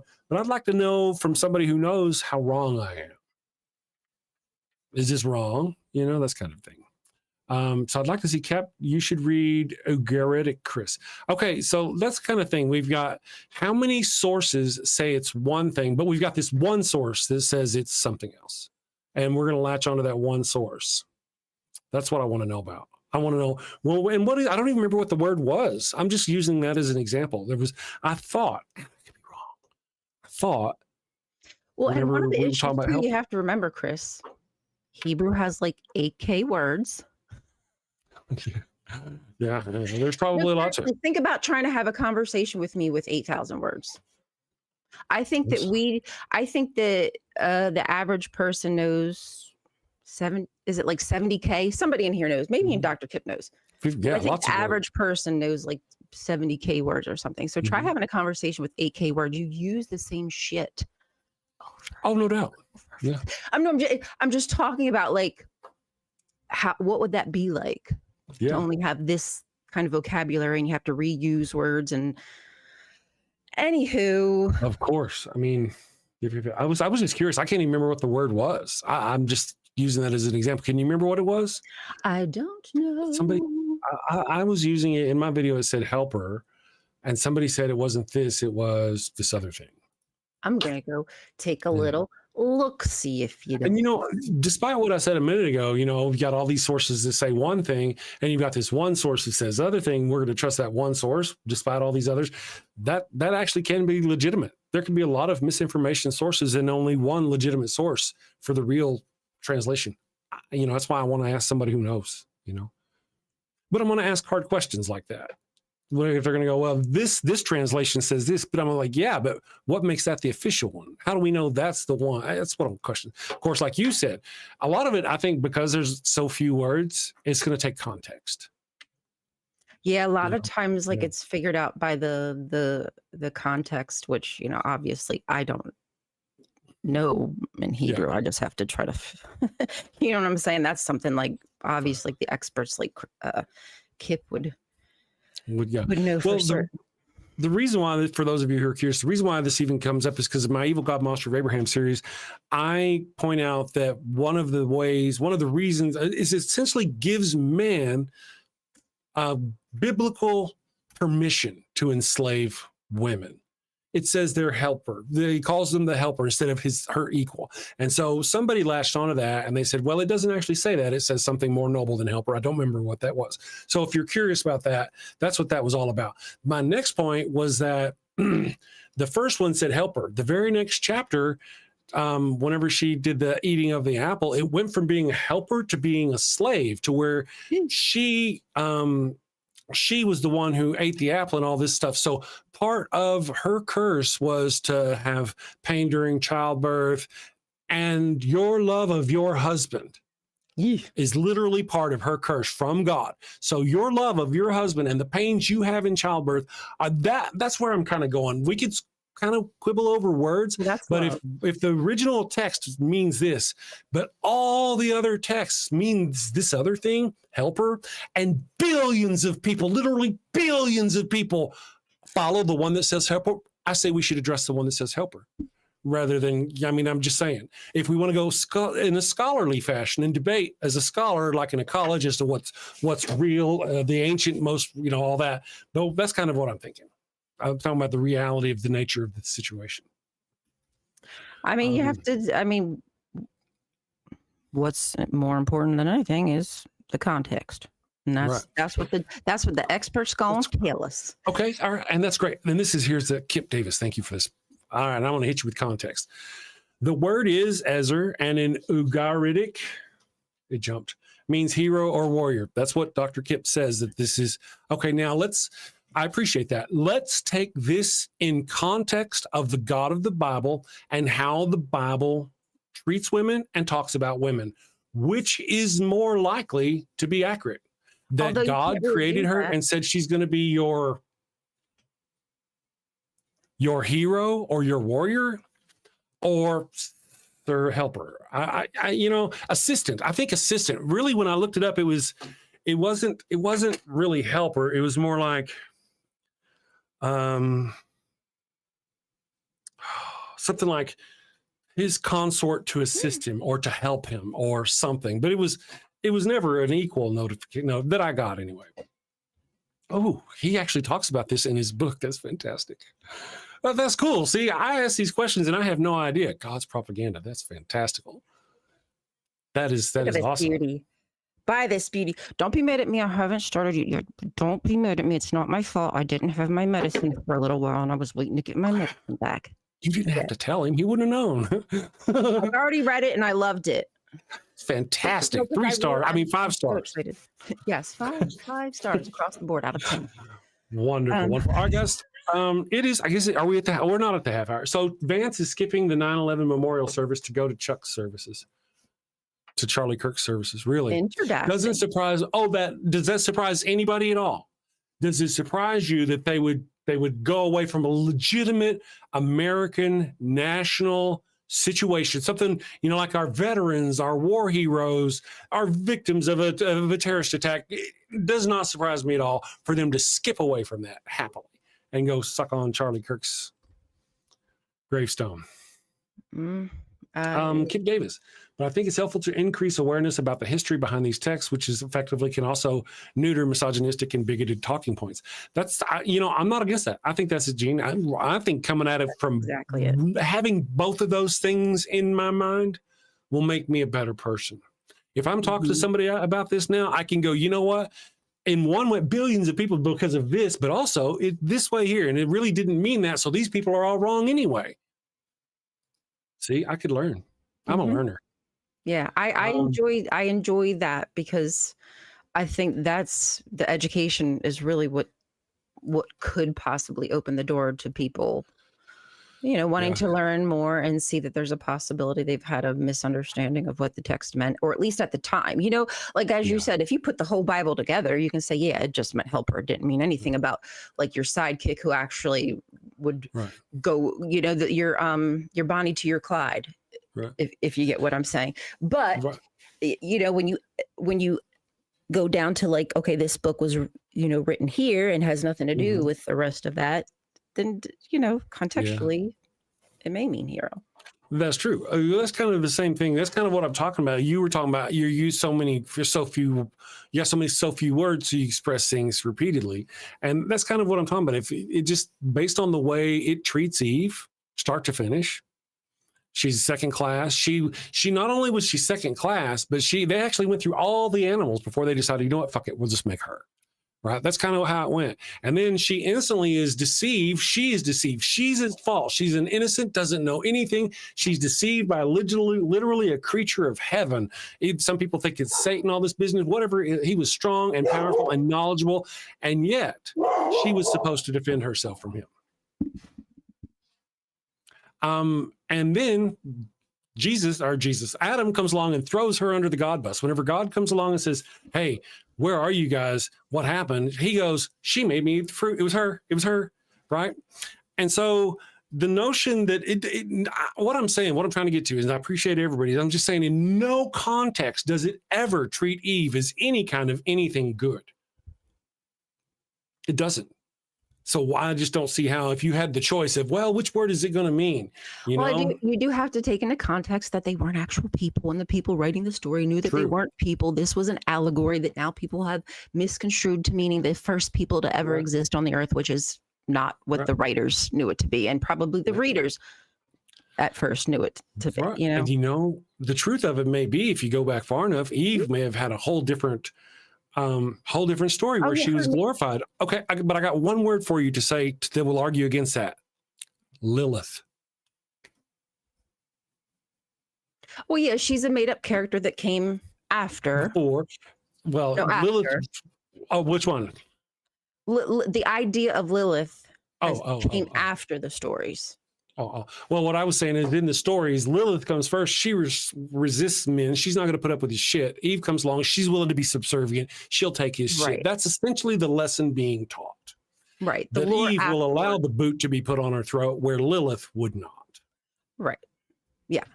But that story didn't exist at the time of Adam and Eve, is all I'm saying. Like, that was a later created story. Yes. Yeah. I don't know that at all. Yeah. Yeah. At what point do we stop? These were all created later, but were they all included at the Council of Nicaea? So they have been common knowledge for 2,100 years. It's been treated as common knowledge. So whether it was written before or after, now I'm not talking about necessarily Lilith. I'm just talking about it because Lilith, I didn't know that. I thought Lilith was an older story. that they had written and discarded. Lilith, a Lilitu, is from older Sumerian, I believe, or Mesopotamian myth, which Davis can concur or correct me if I'm wrong. I love that stuff. Which over time got turned into like, oh, here, like after people were reading the story and they realized, oh, wait, there's a gap. There's two creation stories. What's going on here? And when you realize that there's a gap, you start creating stories to fill the gap, which is what happened over and over and over again. I dig it. You know, right now I'm so focused on learning what I need to learn in order to expose this religion to the people who we are dealing with. The people we're dealing with who are taking away your rights, they don't care about what the original word of what they're, you know, that's why I approach it the way I approach it. But I am so grateful that there are people out there like Dr. Kip and everything, because there's such a rich history and a lot to learn, you know. And really, the more I learn about it, the more it all falls apart. Right. Every time I learn something about it. Doing that because I really like throwing things out there that kind of just make people go like, wait, well, it's almost like they don't know what to do. The real wheels are turning and they're being faced with new information that does not concur with what they know. And their bias is like, please run away. Right. I'm scared. True enough. Lilith Fest, Adrian, we love feminist music. I guess Lilith is, in my mind, Lilith is a popular modern culture thing to empower women. Yeah. Like now, the idea of her is like, I think it's really cool. I think it's a neat addition. It's a very cool addition to the story. Yes, and you know, I mean, the way I said it earlier is essentially the difference. Eve would take his shit. Eve was enslaved. Eve and women, all of womanhood was enslaved by these men. Whenever the word wife is slave, it's body slave. That's what it means. It's body slave. In the old days, a slave, they were your slave and they did whatever you wanted to. But then they got to go to their own little place, their own little section out on the floor or wherever. But your wife is right there, your constant body slave who you're beck and call totally. And that's what women were. That's what these men using these words entrapped women into for thousands of years. The whole notion of a traditional marriage in the United States is still based on this oppression, that the women should be subservient to their men, as Eve was subservient to Adam.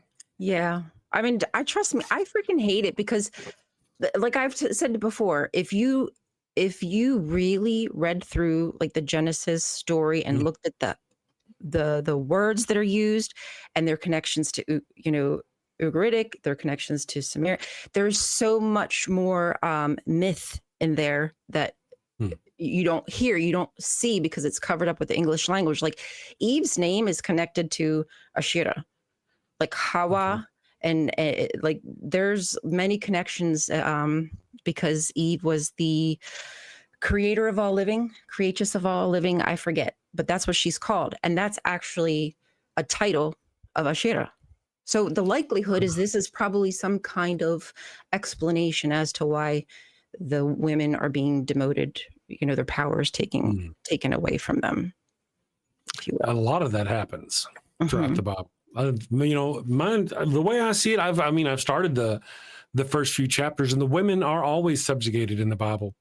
In chapters 4 and 5, I believe it is, I talk about how they repopulate the entire earth without mentioning a single woman. Right. Bob had Steve, who had this.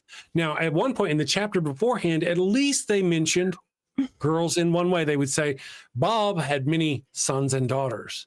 But in the following chapter, they didn't even bother doing that. They were just Bob had Steve, Steve had Mike, Mike had whatever. Right. It was all men. Women get no credit. And this is the point I like to make. Whenever a child, this is the repopulation of the earth. This is the procreation. Now, let me ask you, men spread their seed, but who spends 9 months growing the baby in their belly? Who drops the baby? Who has to go through that pain? Who's the one who has to, most of the time, in most cultures, change that baby's diaper all the time and is charged with doing, especially those kind of cultures, doing all the care for that child? The women. And yet, how much credit? None. Don't even mention how many names. No names. There are no names. There's no women listed in the Bible, in this part of the Bible. No, there's a lot of the times when, especially in the stories where women are abused, we don't even know, they don't even get named, you know? Right. I mean, and there are a lot of things in the situation. Whenever we talk about, we often talk about, oh, what's his name? Onan. Onan was struck dead because he refused to inseminate his dead brother's wife. Because his dead brother, even though he's dead now, his family still needs children. And so that's how they're going to do it. So creepy. I would not want to fuck my brother-in-law. Where is her choice in this?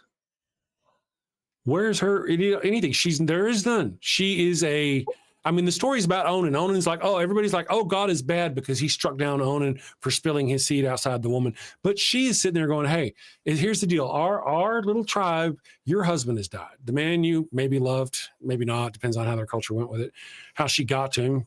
Anyway, your husband has died. And now we're going to force you to have sex with your brother-in-law in order to have children. And this was part of their culture, so ingrained that God was willing to kill Onan for not doing it. It was part of their culture, so God killed Onan for not inseminating his own brother-in-law's wife. There's no better solution. God could not have picked a better solution than dinking your own brother's wife. I mean, this is just really low effort on the God's part. I'm just saying. Agreed. Can't disagree with that one. Yeah. Kip says, I believe the story about Onan is actually a political satire directed at the house of David. That's in chapter 13 of the book. That's fantastic. Yeah. And see, that's great. I like learning those sorts of things. Of course, I enjoy taking them on face value. There's also the one where, was it Moses? He struck a rock. He struck a rock instead of doing something. God told him to do this, and he struck. God told him to sacrifice something, and he struck a rock instead. So later on, years and years later, Moses is killed by God or dies, however you want to see it, before he ever gets to enter the promised land, and that's his punishment. Right? You've done all that for all that time. Led all those people for 40 years. We were loyal and all this, but one mistake you made. One mistake at the very beginning damned you. And this is wild. The God the Christians worship. Yeah, that's wild. What a punishment. Yeah. I've been going on. Do we have any anything? Oh, you know what? Let's go ahead and do the post-mortem thing. Because it happened. Oh my goodness, friends, it happened in Utah. Mormons are kind of known for this sort of thing. They're probably going to be calling me looking for some kits very soon. Father Flanagan's phone lines are going to be lighting up. Do you have a loved one who's on their deathbed, but they've yet to give themselves up to the Lord? Are you sure you don't want to come to Jesus? No. This is your final chance. No. Worried they're headed to the fiery pits of hell. Your very last chance. No. I've been wicked and sinful. I deserve to burn in the hot place. As you wish.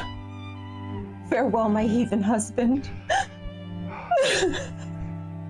Farewell, my... Well, fear not, my wayward child. Introducing Father Flanagan's line of post-mortem baptismal kits. No more worries about being miserable alone forever. Be a good Christian and share that eternal pain and suffering with the ones you love. I'm in hell. Not as hot as I thought it'd be. Kind of feels like Houston, minus the humidity. Hello. My favorite drink crafted to perfection. Ooh, and some dank ass weed. I can't bear to be down on my face chanting, holy, holy, holy is the Lord, every day, all day, for all eternity, by myself. Wow, is that George Carlin? And Alan Turing, look at that. Carl say, "Oh, I am so honored. You've been my hero since I was a kid." Neil deGrasse Tyson, what are you doing here? Oh, I get it. I get it. Schrodinger's heathen. Very cute, you. Very cute.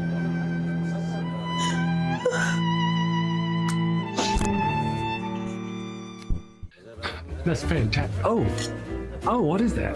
What is? It's holy water. Oh, it burns. No, this isn't where I want to be. Pabst Blue Ribbon and a Marlboro? No! Father Flanagan's post-mortem baptismal kit. Dead kid tested, Mother Teresa approved.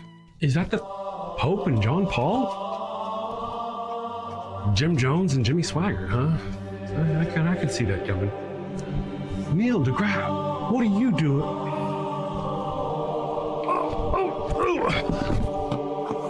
Holy, holy, holy is the Lord.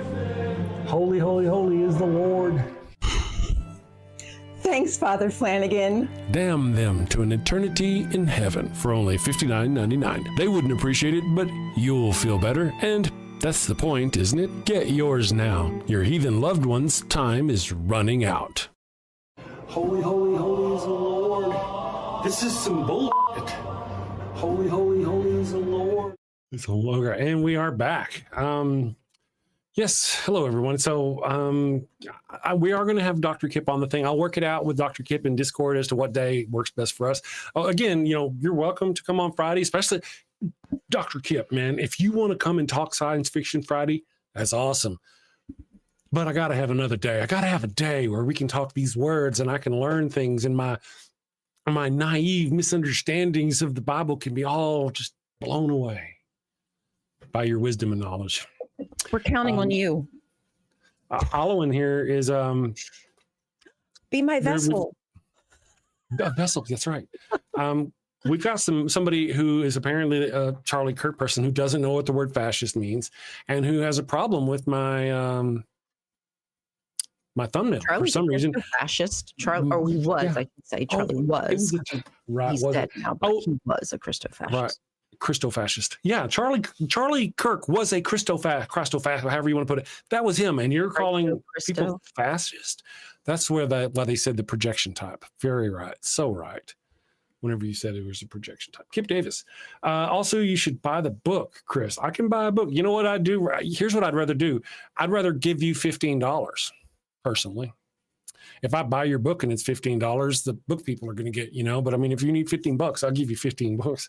But actually, that's not true. I'm not being facetious necessarily. It actually helps your sales go better. I understand that. I'm an author. I have a book. I need to read it so I can write a freaking review. Or I guess I could start a review and say to be continued and then go edit it. I could do that, actually, I think. Ooh, that's a good idea. So he can get the review, you know what I mean? So he can get the boosty boost of the review. I'll have to do that. Ember said, Adrian Belgrave, Java and Jugs has its own channel right now. Let me ask you, just a notion. I'm throwing this out there, would Java and Jugs be willing to do like a regular Monday where I could take a regular Monday off? I'm sure they probably would. I would even be willing to negotiate how I let them stream to my channel or however y'all want to do. I noticed they stream to a lot of places, right? Not just theirs, but just a thought that would give me an opportunity, give me a 3-day weekend, give me a break from some stuff. That would be fun. I told them that before. I said, I wouldn't be surprised if Chris would be happy to. I mean, your intention was to have more stuff happening on the channel to be more of like a jumping off point. So. Yeah. And I'm also hoping to get more people on. I'd like to get somebody on who could actually kind of work with you, and then we could all, rotate people and have, just. I'm looking. We've had setbacks. We have. But and it's a hard time slot to find somebody who's got the available time, on the regular. Yeah, because we're East Coast, and it's in the morning. So unless you're around our time frame, or maybe across the pond, it's a little early for you. Yes, no doubt. Yeah, no doubt. Especially, the East Coast, the West Coast. I mean, so they're gonna look, according to the chat. They're gonna look into it. I would appreciate that. I think that'd be great. We could work something out, because it gets kind of tedious after a while. I enjoy You know, I missed Monday because I had to go running around, but I was okay. I got to breathe, you know. Shaking fist, not that hard. Yeah, Alwyn. See, Alwyn, I don't know. Alwyn, I don't know who you are. Alwyn, maybe it's Alwyn. Alwyn, I don't know who you are, but I do know that you don't know who you're talking to. When you're talking to Kip Davis and you're saying he's butthurt and doesn't know what he's talking about, I just think you need to.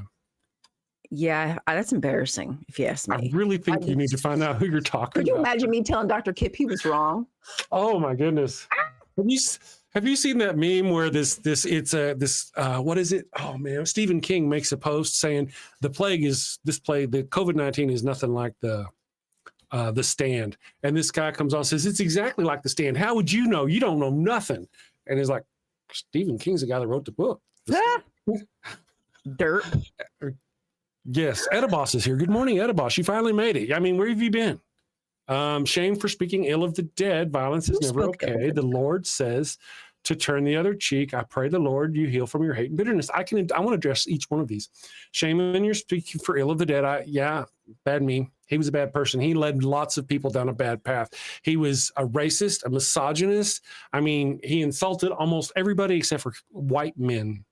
Cis white men. So I don't really care, first of all. So I don't really feel bad about speaking ill of the dead. Fuck them. You speak bad about Hitler, don't you? He's dead. And yeah, I put him in the same category. I really did. He is a Christo-fascist. Okay, anyway. Number 2, violence is never okay. Tell that to fucking Charlie Kirk, who said a few dead kids is okay as long as we get to keep our Second Amendment. Right? Okay? And then the Lord says to turn the other cheek. That is a situation where somebody comes and they wrong you right there. Charlie Kirk Chris, is Chris, not I don't on the like same what you're level. wearing. You look freaking stupid. I do that. Like, that's where you did. Okay, you know what? This guy's having a bad day. I'm not even gonna bother with him. I'm turning the other cheek. You don't punch me continuously and abuse me and tell me I don't have rights and I'm just supposed to say, oh yeah, this is great. Turn the other cheek. Right. Well, you know, technically, I think the scripture goes, if a man comes up and slaps you in the face, turn the other cheek, to offer him that other cheek. Now, again, that ends with a slap. Does that turning the cheek count whenever it becomes a fist? Does it count whenever it becomes a sword? Does that turning the cheek count whenever it talks about violent rhetoric that people like Charlie Kirk and Donald Trump have been spitting out? I'm a little bit of a rant here today. I mean, what if the first time isn't a slap, but a gunshot? Right. I mean, you don't even have the opportunity to turn the cheek. Yeah. Edibos says, I speak badly of nobody. Judgment belongs to God and him alone. I am appalled at such violent actions. This world is full. You know, I mean, I get you. I gotta be honest. I can't argue with a lot of that emotion. You know, I agree. I agree. Oh, and that's what I was telling Ryan. That's how I started the show. That's what I'm pissed off about, Edibos. I am pissed off about us people on the left. We're the people who want everybody to be free, everybody to get equality, everybody to have rights. That's what we want. And if the right is so horrific, so oppressive, so mean, so violent, and so crude that the people on the left, the peaceful people, are saying ugly things about the people on the right, what's that tell you about the people on the right? You know, we are not acting on the left. We are reacting to how we are being treated. So I speak badly of nobody while speaking badly of us. Right? No kidding. Ember. Oh my goodness. Ember, so profound. Very profound, Ember. Yeah. I mean, Charlie Kirk had a lot of, he fits the title. The title of the show is Charlie Kirk, racist, misogynist, hate monger, killed by the very guns he championed. Where is that wrong? That's not speaking ill of the dead. That's, I didn't. That is the truth. That's not ill. Yep. I mean, if we were making up lies and saying that he was the one who did 9/11 or something, then that to me would be speaking ill of the dead. I'm telling the truth of the dead. It's different. Let's see here. There we go. I want to see. I don't think it was actually him who originally said it. This is all right. Now, this is sort of the way I feel. and this is attributed to Mark Twain, but I don't think he's the first one. So my quick research, but the quote is, I never wished a man dead, but I have read some obituaries with great pleasure. And I say, damn them for making me that way. Damn them for being so hideous and so oppressive that somebody like me wakes up and is relieved for our nation that a preacher of hate has met what he preached. Yeah. I mean, damn them for making me this way. I am reacting. I don't like What's it. that? Death makes me sick. I don't. I don't like it. This is coming from somebody who thought we were all living forever. God damn. Right. You know what I mean? I don't even kill spiders. I don't kill flies. I hate it. But I mean, the guy said he was absolutely fine with mass shootings because it was worth keeping the Second Amendment. So I don't know why I'm the bad guy. That's right. Theophilus. There you go, Theophilus. That's a great question. Are lefties giddy this morning? And that's the point I just addressed. If lefties are giddy, we're the ones with peace. We're the ones who want everybody to have equality, love, all that stuff, right? We're the ones, equal rights for everybody. We're the ones. So if the lefties are giddy, that tells you how bad the right people are, how oppressive and how shitty they are. If they are so bad that they make the people of peace giddy, not that I'm saying I was giddy, I'm just saying according to your claim, to see someone like Charlie Kirk pass. That's a reflection on them, not us.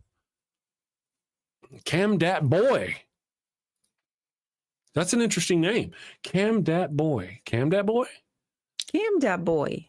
Let's battle rap. Says they arrested 2 guys, but I think they still don't have the right guy. I think you're right, Cam Dat Boy. I think so far that's what I've heard as well. That's where I'm at. Sean Alexander, as far as I know, the shooter hasn't been caught yet. Very true.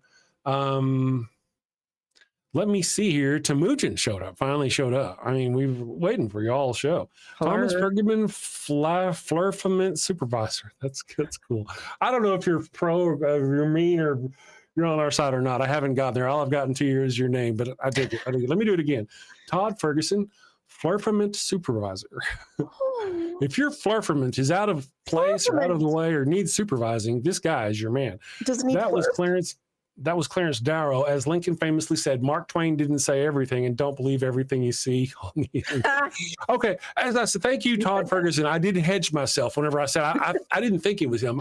I actually knew that it was attributed to him, but I was really going for the meat of the quote. I never wished a man dead, but I have read some obituaries with great pleasure. Now, is Mark Twain considered a great literary genius of our time? Or of the past era? He is, isn't he? Mark Twain's one of the great writers and thinkers and all this stuff. I don't know. Just saying. Blessed be he. Libs want to start a civil war. See, this is the projection. Wait, what happened? Blessed be he. The blessed be he in the chat says, libs want to start a civil war, or asks the question, actually. What up with that? The Daily Atheist Morning Show. That's right. Have you noticed this? And this happens every time. Every time there's a mass shooting or one of these kind of shootings, whenever it was like Donald Trump, when the shooter was shooting at Donald Trump, it's good lefties. Lefties are going after Trump. And then they found out it was a right-wing guy. The same thing happened with the guy caught on the golf course. The right wing was, he was lefty. You guys are trying to start war. But it was the right-wing guy. The same thing happened, the same thing happened whenever the state representatives of Minnesota were killed by that assassin guy, that political thing. The very same thing happened. So a lot of these shooters have been Christian nut jobs. Right. But what my point is that the first thing MAGA and the wing people do is come out and lie and project about it and say he's left wing, and get their base all stirred up. And by the time it actually comes out whether the guy was really right wing, they don't give a shit. That's when they're in a chat room. Yeah, they're in a chat room somewhere saying trans shooters are worse than right. Yeah, that's actually what was going on with Charlie Kirk just before he got shot. Yeah, that was so weird too. Like, was that a setup? Like, that just makes me wonder because they were. I didn't watch the whole video, but they were in a dialogue about like how many. It was just so profound. Like the fact that they were talking about how many mass shootings have there been in this country, and then he asked the question like, "Are you talking about gun violence or whatever?" And then Are you talking about like, gang violence? If are we including gang violence? Yeah, That's a racist dog whistle is what that is. Yeah. And I was like, it's a racist dog whistle. Oh, the last word he said. Right now, I want to point out, because me and the evil one feels exactly like you, and I want to tell her that whenever she gets home. She was kind of cute. Nitty, oh my goodness, where have you been, man? Nitty's been gone. Hold on, I got to finish. But the wife feels exactly like you do. I don't even remember what I was talking about. I got so excited. I saw Nitty. What were you saying? What did I say? I don't know. I was on the wife's. The wife said the timing on this was so perfect that it had to be a setup. And I said, get this right. Okay. Now, the question before that was, do you know how many trans people have been mass shooters in the United States? Yeah. And I believe his response was too many. And if the gun had fired right then, we'd have the same example. That's what they were talking about. Their whole conversation. So any point through there, had that guy made that shot, it's almost certain we'd be going, that was perfect timing based on what he was saying, because they were talking. That's literally what they were talking about at the time. You're right. This wasn't like That's what they always talk about. Like, come on. At those the question and answer sessions, it's always about gun violence. It's always about like women's roles, and how it's always about like our society's going downhill. We're all Satanists. Yeah. So it's the same recycled talking points conversation. Now here's something, Nitty. This is man. Thank you. Speaking to Theophilus, Nitty says, Republicans literally said it will be bloodless if they let it. The right wing is all about blood. Yeah. Yes. So whenever Donald Trump continues to overthrow our government, it will be a bloodless coup, as long as the liberals let it happen, as long as you don't struggle. I'm just saying, Nitty's here. Nitty says, if this person is browner than printer paper, it will be gang or racially motivated. True. Chris Moore is here. Good morning, Chris Moore. Okay, Nitty's on your channel every now and then. Okay. I just kind of, it's one of those things. Every now and then I notice I haven't seen someone in a while. You know, I don't see their shows or something. And I was like, oh, okay, Nitty. Same thing with other people. I just do that, I guess. Rainbow Ash, good morning. I think, guys, we ought to go ahead and wrap up the show. Thank you all for joining us. I'm going to run, I'm going to run something for you guys. We got a lot of people here. Let's introduce them to the goat scented flesh candles, you think, or the deathbed conversion. Which one do you think? I don't know. I forget what you played already today. I think I already played the post-mortem one. You did play the post-mortem. I'm pretty sure I saw that. I did. Let's do the goat scented flesh candles. There we go. Okay. There we go. We'll see you later, Ryan. Have a good one. We'll see you tomorrow. Bye, guys. Love you. Thursday. Tomorrow's Thursday. Today's Thursday. Tomorrow's Friday. We'll see you for Sci-Fry. Sci-Friday. That's right. Sci-Friday. Have you sinned again? Oh, and it's bad this time. A chicken just won't do. But wait. You don't have a goat for your burnt offering. Oh, no. The Lord's wrath is upon you. Insignificant person whose name I don't know, you have sinned. Probably. I shall smite thee. What do you do? You're all out of goats. She left you for another man. Fear not, my wayward child. Introducing Father Flanagan's line of goat-scented flesh candles. No goat? No problem. Just light one of these bad boys and let the sweet, savory scent of burning built flesh rise up to the heavens. Is that goat? It's easy, it's fast, and deluxe models even have patented technology that produces a goat screaming sound as the wick burns. Father Flanagan's line of goat-scented candles. Save a goat, burn a candle. Father Flanagan's line of goat-scented flesh candles are part of our You Do You Jew interfaith outreach program. When you sinned and need to atone, light a candle and avoid the stone. When the Lord requires that snow, light a candle or you're going to hell.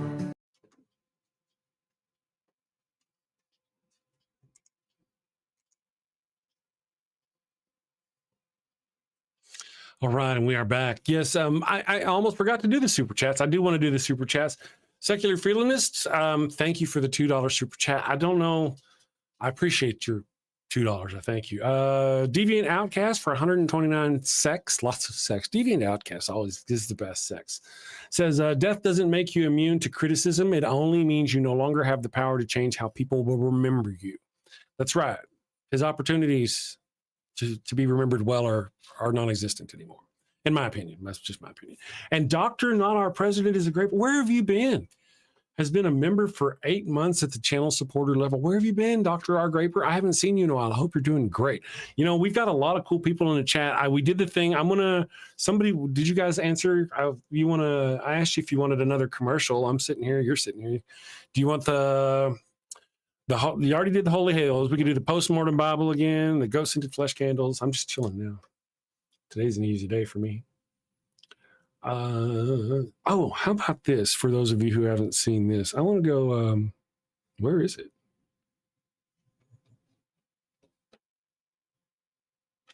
Is our humble parish tired of constant litigation?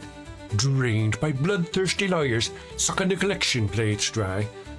Well, no more threats of jail time and public humiliation. Try Father Flanagan's line of inflatable altar boys. Cute little fellas, eyes and mouth wide with surprise, complete with lifelike tears. Father Flanagan's line of inflatable altar boys, coming to a Walmart near you. All right, my friends, you have a wonderful night. Send safely. I'll see you tomorrow.